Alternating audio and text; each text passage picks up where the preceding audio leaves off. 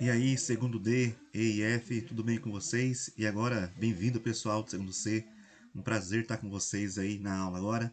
Muito bem, eu vou passar a gravar algumas aulas do conteúdo, porque eu estou vendo reclamações de vocês a respeito das aulas da CED. Eu vou passar a gravar. Se vocês acharem que é interessante, beleza. Se acharem que não é, eu paro de gravar as aulas. Mas também não consigo gravar no mesmo ritmo que a CED grava, porque ela tem vários professores atuando, então para eles é mais fácil gravar. Para mim, para eu preparar os slides, gravar as aulas e postar para vocês, dá mais trabalho, mas eu tentarei, tá? Bom, como nós estamos agora então na época do iluminismo, né? O conteúdo agora é iluminismo. Eu preparei para vocês slides tão introdutório. Já acho que vocês já assistiram a aula dos professores da CED, mas vou postar também a minha aula aqui. Quem sabe não ajuda vocês também a reforçar um pouquinho do que vocês já aprenderam, ok? Vamos lá então para a nossa aula sobre iluminismo. Bom, então temos ali, né, no século XVI, começou aquilo que chamamos, começou no século XV, começou a Idade Moderna, finalzinho do século XV, né, no século XVI, então, começa ali a reforçar essa ideia de que o mundo estava mudando. No século XVI, então, tivemos ali, século XV e XVI, tivemos lá o Renascimento, né, que era a cópia daquela cultura greco-romana. No Renascimento, uma das características foi o humanismo contra o teocentrismo da Idade Média. Tivemos ali o heliocentrismo, que é aquela teoria do Nicolau Copérnico e do Galileu Galilei, que mostra que a Terra não é o centro do universo, que na verdade é o Sol. Tivemos lá as reformas protestantes, que derrubaram, quebraram aquele monopólio que a Igreja Católica tinha da fé. Tivemos as grandes navegações, em que os europeus descobrem o Novo Mundo, que é o continente americano, e tivemos lá na Europa o surgimento, o surgimento dos estados modernos, dos estados nacionais absolutistas. Surgiu na Europa Portugal, Espanha, França e Inglaterra, e esses estados aí surgiram como os estados nacionais absolutistas, porque eram governados por um rei absolutista, ok? Então o mundo mudava muito aí. E no bojo dessas transformações, tínhamos então ali, né, o sistema capitalista.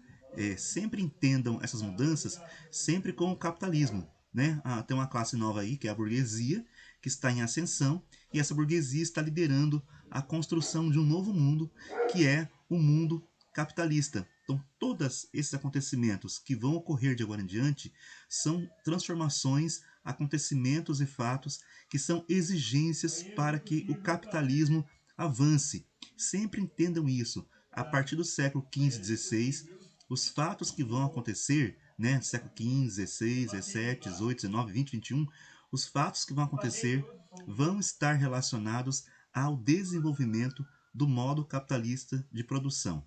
Bom, vamos então lá para o século XVII.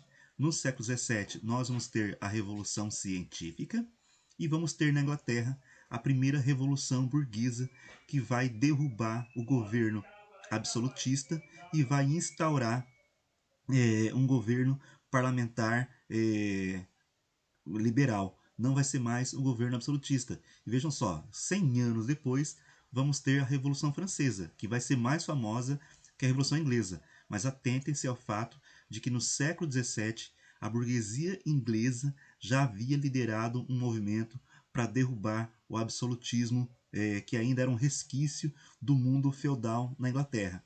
Esse fato da burguesia inglesa derrubar o absolutismo no século XVII vai propiciar então a Inglaterra fazer a Revolução Industrial no século XVIII. E vamos então para o século XVIII, que é o século das revoluções. Revoluções, já digo para vocês de novo, revoluções burguesas, em que a burguesia vai estar liderando esse processo aí. Né? Vamos ter então o iluminismo. Olha quanta coisa acontece aí no século XVIII, né? Vamos ter então lá o iluminismo, que é esse movimento de ideias. Vamos ter a Revolução Francesa, a Revolução Industrial e a independência dos Estados Unidos da América. Os Estados Unidos da América serão o primeiro país do mundo a se libertar do domínio colonial de uma nação europeia, ok? Isso aqui é um resumo para vocês entenderem como se deu o processo até chegar ao século XVIII. Como nós estamos agora no iluminismo, interessa a gente entender o que aconteceu. Então, o iluminismo, nós ligamos ele à Revolução Científica do século XVII e ligamos ao Renascimento, ao humanismo e ao heliocentrismo ali do século XVI, que vão então propiciar mudanças que vão culminar no século XVIII, que será então aí o século das revoluções. Então, o que foi esse iluminismo? Vocês poderão encontrar por aí o nome ilustração ou Aufklärung. Tá? Aufklärung significa iluminismo em alemão. É a mesma coisa. Então, o que foi esse movimento iluminista aí? Foi um movimento filosófico de ideias que teve seu auge então no século XVIII. Os iluministas ali, eles seriam então os portadores da luz. Lembrem-se, a palavra luz sempre se refere a conhecimento, né? E esses iluministas então estavam lá contra a escuridão. A escuridão significa a ignorância, ok? Então vamos lá. O que é que esses iluministas estavam defendendo em suas ideias?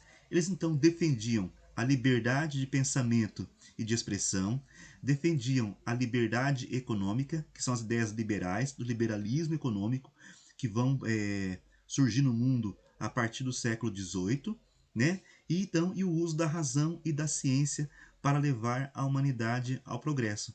Vejam só, esses caras eles eram revolucionários, estavam propondo a quebra de um mundo antigo, de um mundo atrasado que já não dava mais conta da humanidade.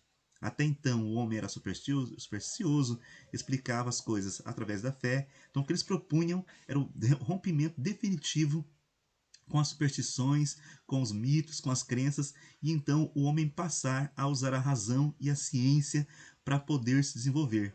Eles então acreditavam que a partir dali a humanidade, né, usando a razão e a ciência, que a humanidade então iria caminhar para o progresso. Eles acertaram? Depois, em uma outra aula, eu respondo para vocês, mas já adianto que não, né? Porque nós estamos aqui no século XXI e estamos vendo movimentos anti-ciência, né? O anti-vacina, estamos vendo pessoas que defendem terra plana, então eles não sabiam que isso iria acontecer. Não tinham como saber, obviamente, não é? Mas essa era o principal, as ideias deles aí. O que eles criticavam? Eles não criticavam o Estado absolutista, o antigo regime. Esse Estado absolutista concentrava todos os poderes na mão do rei, que coordenava uma nobreza, né? E esse rei só estava no poder ali porque ele havia feito uma aliança com a classe burguesa. Esse Estado absolutista era um Estado onde não havia liberdade, né? Havia só monopólio do conhecimento, que estava na mão da igreja e o monopólio do poder que estava nas mãos do rei. O rei estava acima da lei e os súditos deste rei tinham que seguir esse rei porque o poder dele era de origem divina. O poder dele era de origem inquestionável. Então isso dava a esses reis o poder de agir com certa tirania. Né? Os cidadãos não tinham direito em relação ao poder do Estado. Esse Estado absolutista, então, tinha um poder ilimitado perante os seus cidadãos. E mais tarde, no século XVIII, os iluministas, então, vão propor a ideia de que o Estado não pode oprimir os seus cidadãos. E ali temos a sociedade estamental. Essa sociedade estamental ela já vinha desde a Idade Média, né? Lá no topo o rei coordenando toda a sociedade, e depois o clero, que é a Igreja Católica, a nobreza feudal, e depois a nobreza palaciana. A nobreza feudal sai do feudo e vai morar no palácio com o rei absolutista, e lá embaixo os servos, né? E que são os camponeses, e também a burguesia. Essa sociedade ela não tinha mobilidade social, não era possível a um servo ascender socialmente, não era possível a você ter mobilidade social. Então não era uma sociedade livre, ok? E por último, então, criticavam o mercantilismo.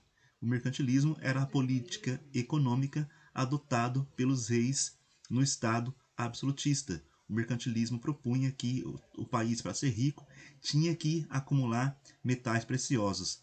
E também o mercantilismo propunha um certo monopólio. Não havia liberdade comercial dentro do mercantilismo. E os burgueses vão querer liberdade comercial para fazer seus negócios. Ok? Então, esse mundo aí era aquilo que os iluministas criticavam.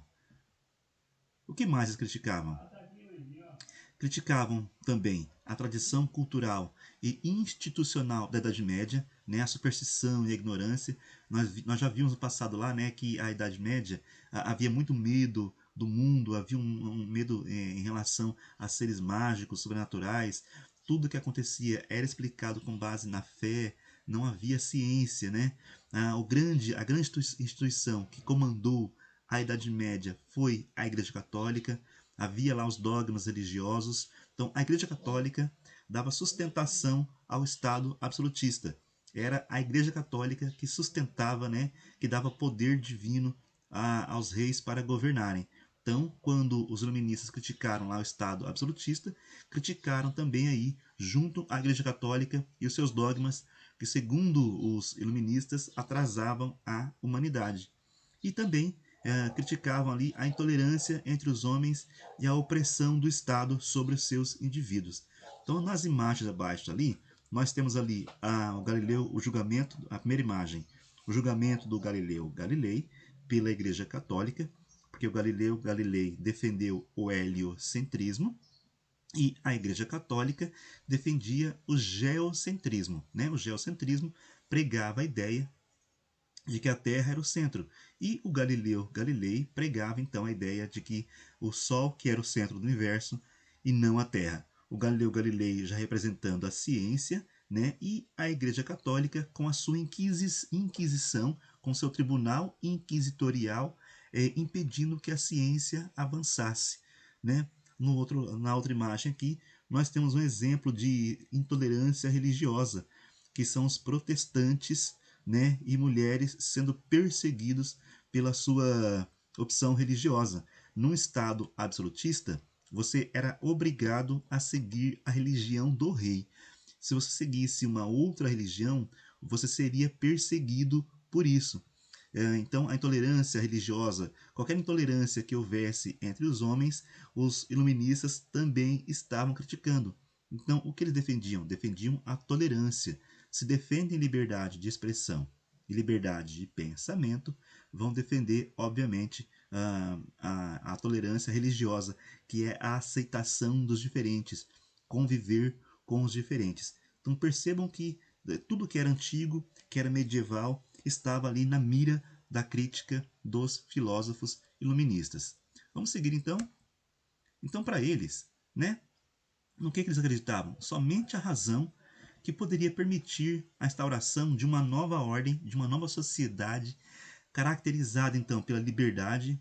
Já repararam quantas vezes eu repeti a palavra liberdade nessa minha aula aqui, né? Então, e essa liberdade levaria o homem à felicidade.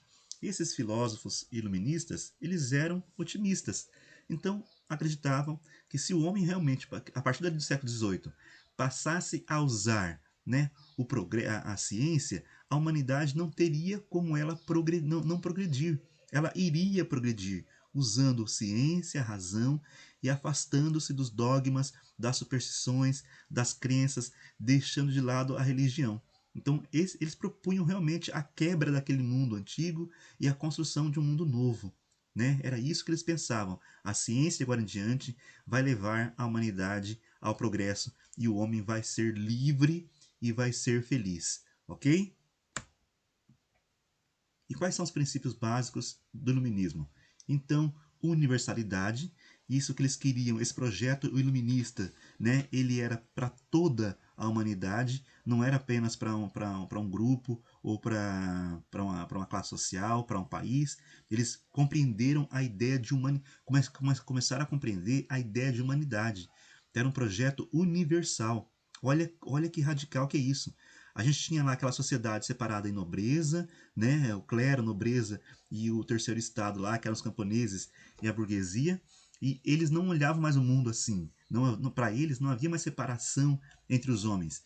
Todos os homens eram iguais e mereciam igualmente tudo aquilo que a ciência iria trazer. Portanto, era um projeto universal. Individualidade. Os seres humanos são pessoas concretas, eles não são uma aldeia, não são um país, não são uma tribo, são seres concretos, cada um é uma pessoa. Então, essa individualidade o seu ser deve ser respeitado, né? Você, cada indivíduo agora tem direito à liberdade, à felicidade, à vida. Não é mais agora, você não é mais visto agora dentro de uma comunidade feudal ou dentro de uma nação. Cada indivíduo, né, como ser humano, merece tudo aquilo que a ciência e a razão vão dar agora. E também a autonomia do pensamento. Os homens estão aptos a pensar por si mesmos. Olha só, galera. Olha que radical isso. Os homens estão aptos a pensar por si mesmos. Livrem-se das amarras ideológicas, livrem-se dos dogmas da Igreja Católica. Você não precisa de um padre ou um pastor para te dizer o que é que você tem que pensar. Você pode ser capaz de pensar livremente, usando o poder da ciência e da razão, da filosofia, para conseguir então a liberdade. Se propõe liberdade de pensamento, propõe a ideia de que o homem tem autonomia. Você pode pensar por si próprio. Olha só como estão entendendo a importância desses iluministas, não é? Eles não acertaram, porque as pessoas hoje em dia ainda se entregam a coisas que, né, se deixam levar por domínios que não são verdadeiros. Vamos seguir então ali. E aí então, para vocês entenderem o que está acontecendo, né? Esse momento aí é um momento em que o velho e o novo estão se confrontando. Temos então ali um mundo dominado pela nobreza feudal, que está tentando manter seu domínio, e temos a burguesia capitalista tentando fazer com que o capitalismo avance. É por isso que no século XVIII, então, vamos ter essa série de revoluções. Porque o velho e o novo já vinham em conflito desde ali do século XV, XVI. Mas é nesse momento que as lutas agora vão se acirrar, que as tensões vão aumentar, e então vai haver uma luta em que o novo, né, esse burguês capitalista, está querendo construir um novo mundo, e a nobreza feudal, né, com suas ideias atrasadas, representa uma barreira para o avanço do capitalismo. É por isso então que vão ocorrer essas revoluções lideradas pela classe burguesa, né? Então, o mundo da nobreza feudal é um mundo em que a riqueza é a terra, é um mundo estático que não se move. Por isso então também a sociedade não se movia e o pensamento não se movia. Era tudo parado, tudo estático. O mundo burguês capitalista já é um mundo em que a riqueza é o ouro, é a prata, é o dinheiro, ok? Então esse mundo aí ele é móvel. Então esse mundo aí esse mundo móvel, esse mundo do capitalismo, ele quer deixar para trás tudo o que impede ele de avançar. É por isso então que no século XVIII nós vamos ter essa série de revoluções acontecendo, tá? Então, como eu falei para vocês, entendam as coisas sempre dentro do avanço do capitalismo. É ele então que vai estar aí liderando todo esse processo de fatos, de mudanças que vão acontecer a partir então aí do século XVIII, ok? O capitalismo já havia começado lá nos séculos XV, XVI, né? Já havia avançado bastante ali, mas nesse momento agora o capitalismo precisava deixar de vez para o passado o mundo da nobreza feudal, esse mundo estático, esse mundo parado. O capitalismo ele é revolucionário, o capitalismo ele é móvel, o tempo todo ele está mudando. Então é isso que esses fatos estão acontecendo então no século XVIII se devem a essas exigências do modo capitalista de produção. Galerinha, por enquanto é isso. Eu espero que vocês tenham gostado e tenham entendido. Se não entenderam, deixem dúvidas ali nos comentários. Se gostaram, coloca lá que gostou, que prefere a aula, minha aula, que é a aula do professor do estado, tá? Tentarei gravar para vocês mais aulas, ok? Não garanto, mas no medida possível gravarei aulas e postarei para vocês aqui. Obrigado, valeu galera, até mais.